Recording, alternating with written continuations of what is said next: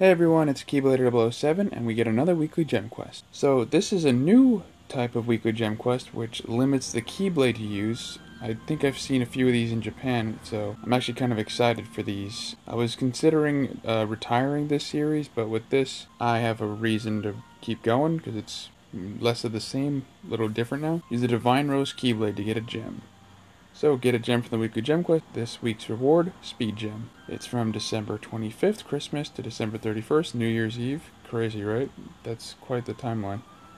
Event details. This weekly gem quest is both difficult and rewarding. Use the Divine Rose Keyway to fight your way through and complete objectives. To receive this week's reward, Speed Gem. This time you won't be able to use any friend medals, so come prepared for a fight. You get a little proud mode like. If you find the quest to be too difficult, try upgrading your Keyblade or leveling up your medals.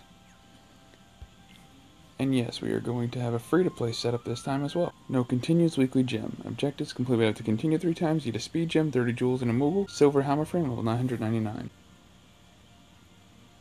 And while I am not using it right now, I think I can officially consider Zex or Illustrated Xion EX free-to-play because it's a 15 Mercy. So anything that's a Mercy can technically be a free-to-play thing if people saved up enough. So if I use it in future things, no bitching. Alright, so condition, no special attack restrictions, no borrowed medals, the option continue is not available. Using the Divine Rose, cannot change it. The number above this gangly gadget gets smaller with every medal you use. Once it reaches 0, it'll unleash an attack that will lower your defense. Now the cool thing about this particular one is while you are restricted to this Keyblade, the health is a lot smaller. Like, this guy only has 34 health bars. Oh, and if you're wondering about why my avatar is weird, it's for Union Cross. It's specifically built for rare enemy perks, while also being Christmas themed. You can't skip any enemies as far as I can tell, but they're all really low health bars, even the target. So they're not going to be that hard to turtle. This guy probably has the biggest health bar. And they're enemies that match with the types your Keyblade is good against. Magic and power. You know, speed beats magic and magic beats power. And your target has only plus 59 health bars and up 3 defense.